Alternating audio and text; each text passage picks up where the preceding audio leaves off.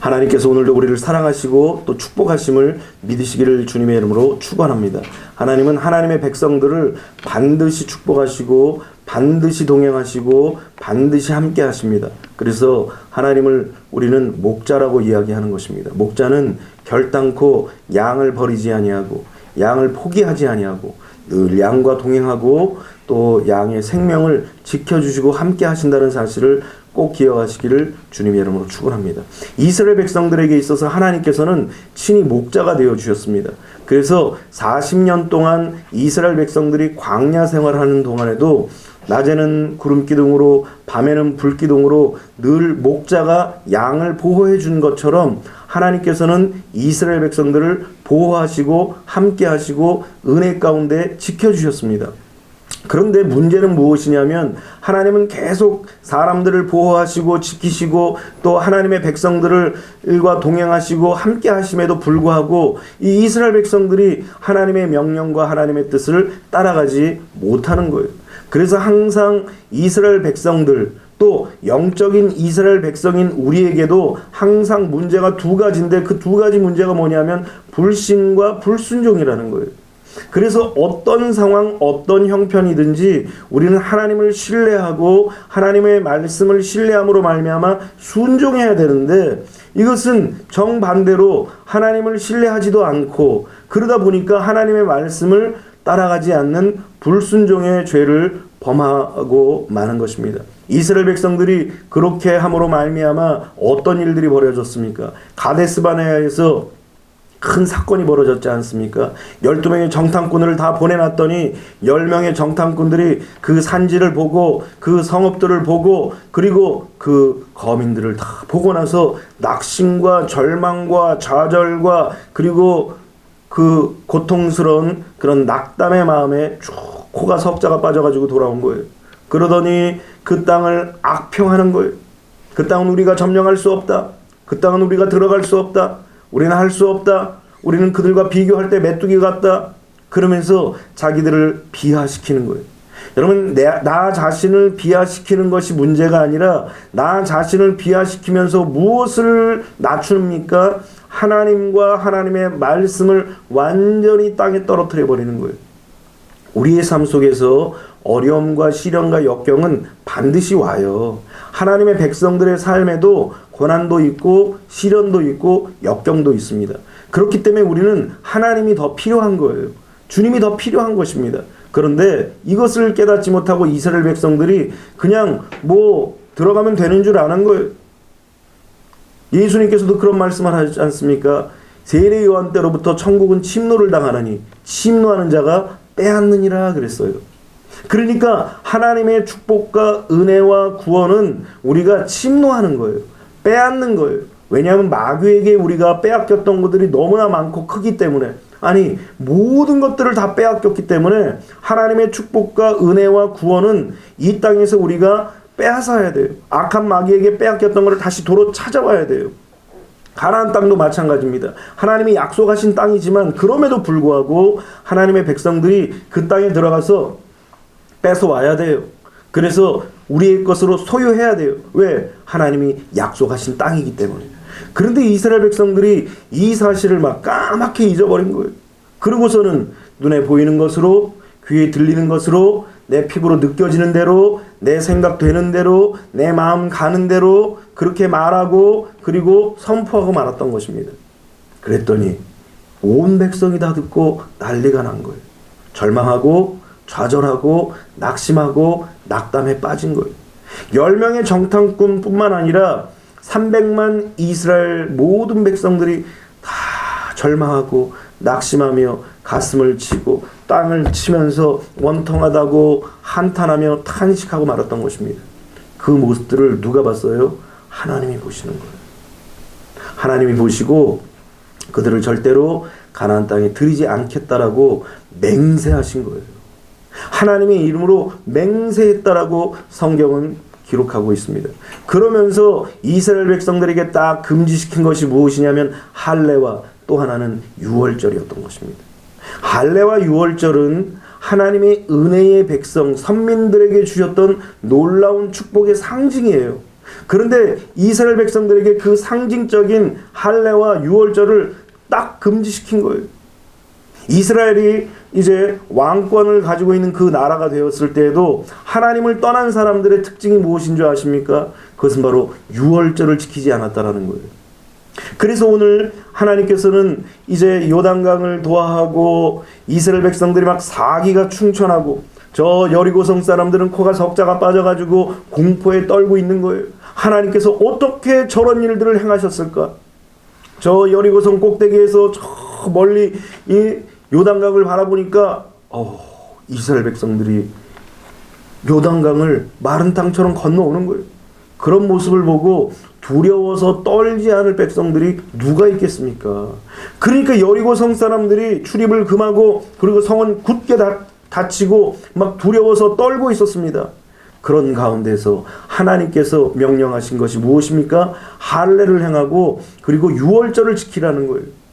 아니 세상에 전투를 앞두고서 할례를 명령하시는 분이 도대체 어디 있겠습니까?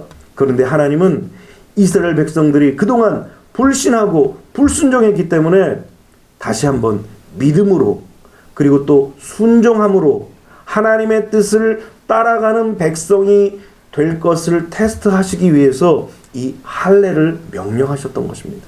이스라엘 백성들이 그동안 불순종했지만 여리고성 앞에서 하나님의 말씀을 듣고 이제 믿고 순종했던 것입니다. 믿고 순종하는 것을 보고 하나님께서 다 인정하신 거예요. 그러고 나서는 무엇을 허락하셨습니까? 오늘 본문에 유월절을 지킬 것을 허락하셨다는 것입니다. 이 유월절이 의미하는 것이 너무나 큽니다.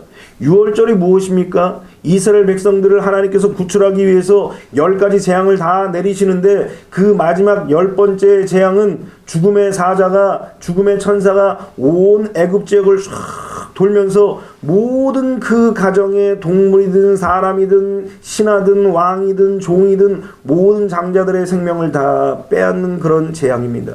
얼마나 무섭겠어요. 멀쩡히 살고 있었던 그 아들, 멀쩡히 뛰어놀던 아들이 갑자기 시름시름 앓다가 바로 죽어버리는 거예요. 얼마나 두렵고 얼마나 무섭고 얼마나 공포스럽습니까? 그런데 하나님께서 이스라엘 백성들만큼은 지키신 거예요. 어린 양을 잡아서 그 피를 짜서 그 피를 문 임방과 문 설주에 다 바르고 어린 양 구워 먹고 그리고 무교병과 쓴나물을 먹으라고 그렇게 하나님께서 명령하신 것입니다. 그런데 성경을 보니까 그 집에 그 피를 보고 죽음의 사자가 넘어갔다라는 거예요.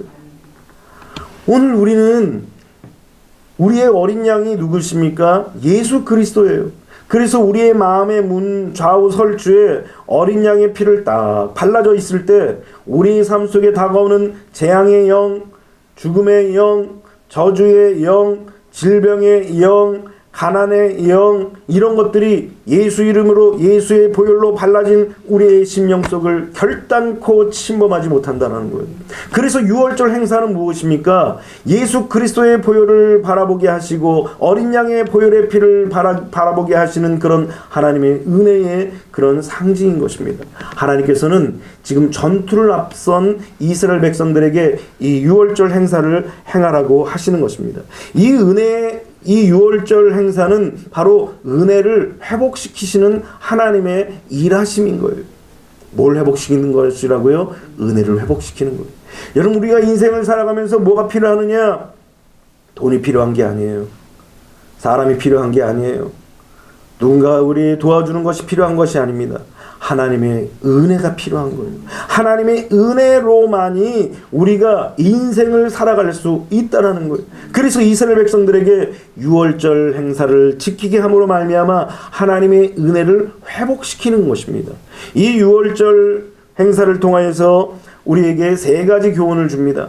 첫 번째는 나의 노력으로 되는 것이 아니기 때문에 우리는 겸손해야 한다는 것입니다. 여러분, 우리가 인생을 살아가면서 우리가 지혜를 얻는 것이 있는데 그것은 무엇이냐면 내 힘으로 되는 것이 아무것도 없다라는 거예요.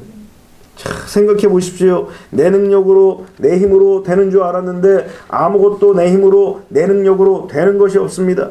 전도서 2장 11절에는 그렇게 말합니다. 그 후에 내가 생각해 본즉 내 손으로 한 모든 일과 내가 수고한 모든 것이 다 헛되어 바람을 잡는 것이며 해 아래서 무익한 것이로다.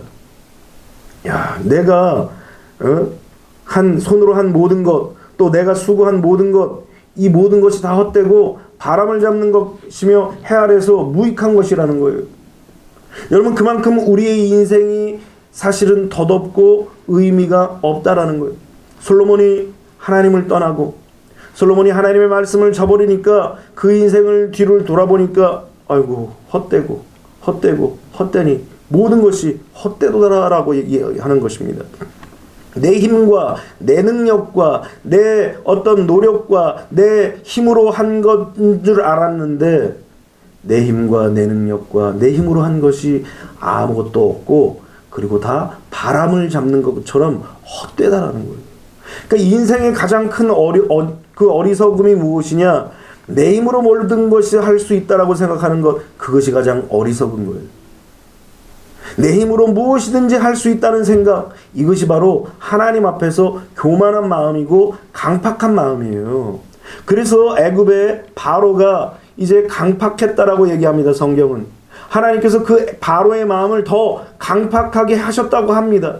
이 강팍함이 무엇입니까? 내 힘으로 억압할 수 있고 내 힘으로 이 민족을 붙잡을 수 있고 내 힘으로 하나님도 이길 수 있고 내 힘으로 이 재앙도 이길 수 있고 내 힘으로 뭔가 할 수 있다는 그런 생각, 이런 교만함이 바로로 하여금 강팍하게 했던 거예요. 그러니까 우리가 인생을 살아가면서 하나님이 우리에게 주시는 지혜는 무엇이냐? 아, 내 힘으로 할 수 있는 것이 아무것도 없구나.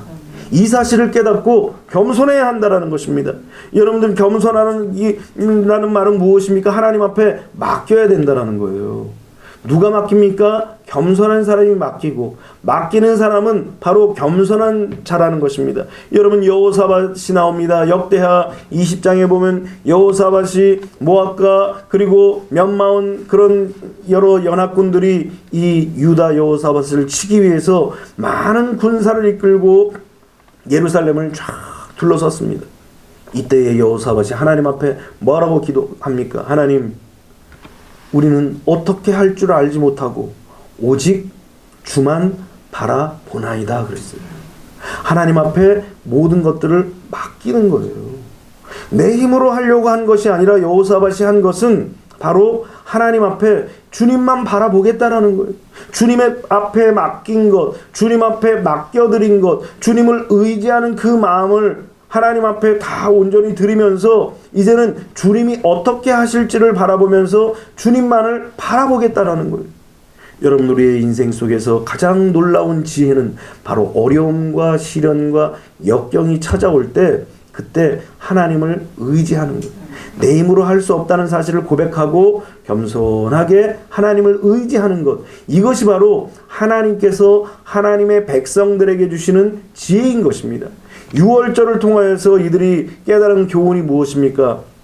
자기의 힘을 의지하고 자기의 능력을 의지했던 이 애굽 사람들, 내 힘으로 재앙을 이길 수 있다고 생각했던 이 애굽 사람들은 한 가정도 장자를 잃지 않은 가정이 없었던 것입니다. 그런데 내 힘은 할 수 없고 내 능력은 할 수 없고 나는 아무것도 할 수 없다고 고백한 이스라엘 백성들은 어린 양을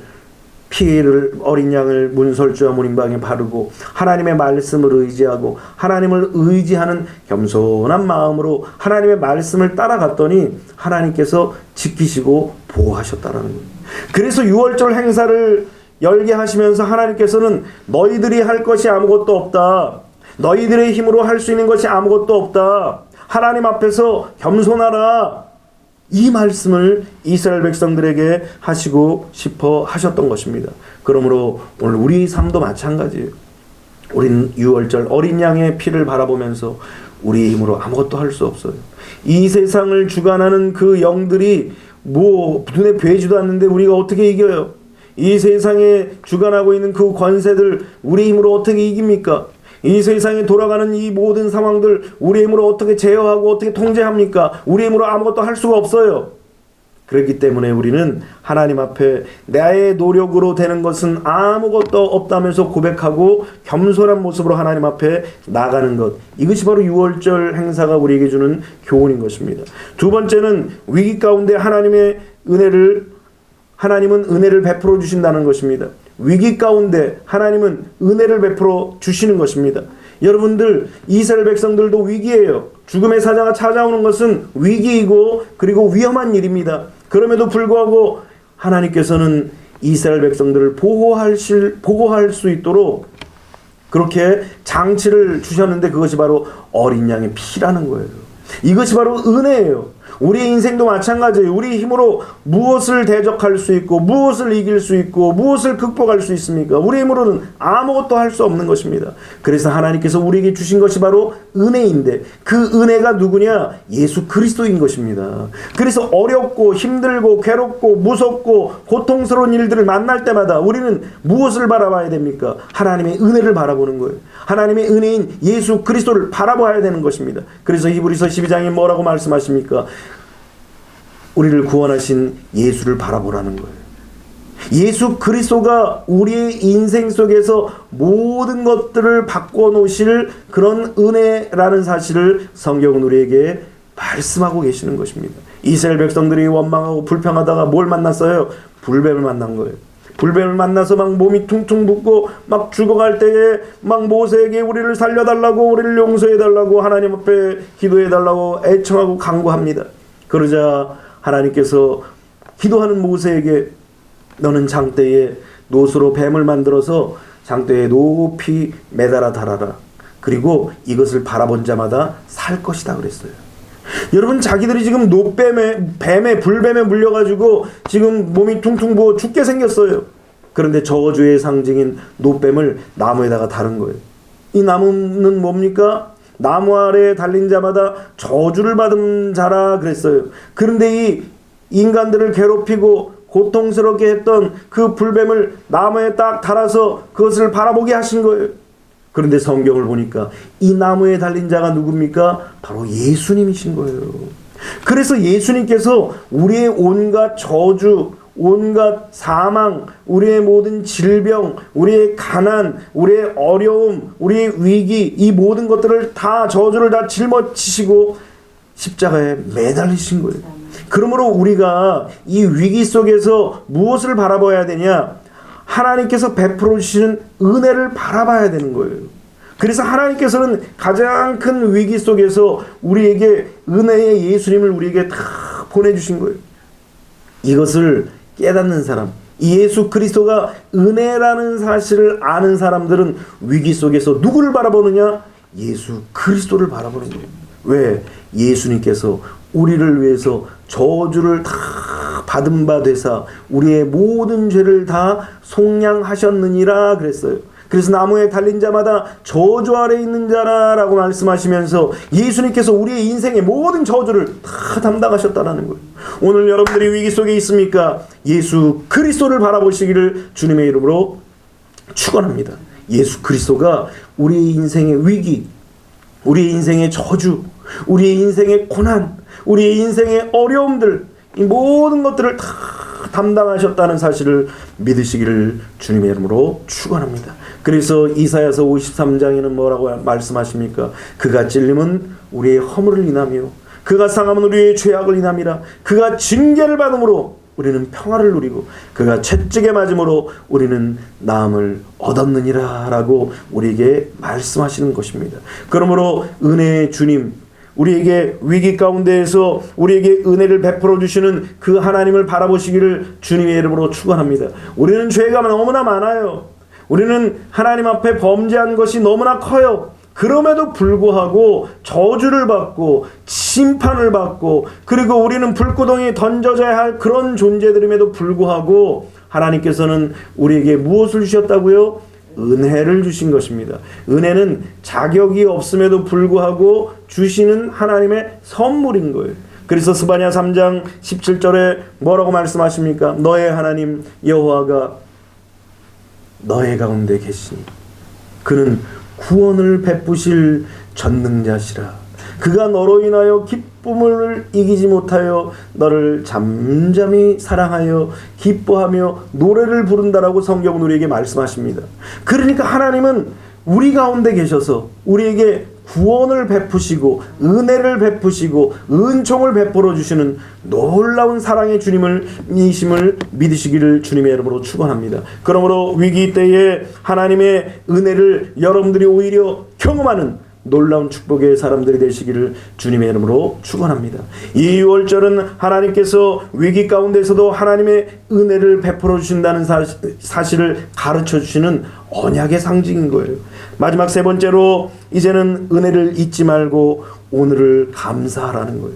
여러분, 사람들은 이 감사를 너무나 쉽게 잃어버릴 때가 너무나 많아요. 그래서 하나님의 백성들에게 끊임없이 하나님이 가시를 주시는 이유가 무엇이냐? 하나님의 사람들이 이 받은 은혜를 자꾸 잊어버리기 때문이에요. 자꾸 잊어버리니까 하나님께서 가시를 주시는 거예요. 가시로 찔림을 받아야 아하, 하나님이 여기까지 인도하셨구나. 가시로 찔려봐야 아하, 하나님이 도우심으로 말미암아 여기까지 살아왔었던 거구나. 가시로 찔려봐야 아하, 하나님의 은혜가 아니면 우리는 살 수 없는 존재구나. 이 사실을 비로소 깨닫고 하나님 앞에 감사드리는 것입니다.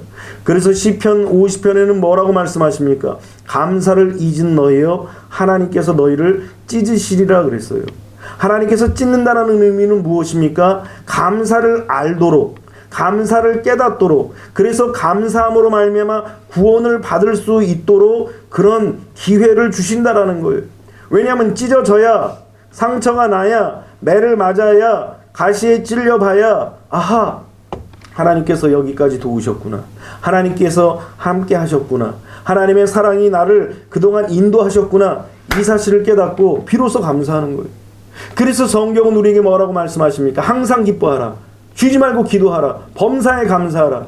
이는 그리스도 예수 안에서 너희에게 향하신 하나님의 뜻이니라 그랬어요.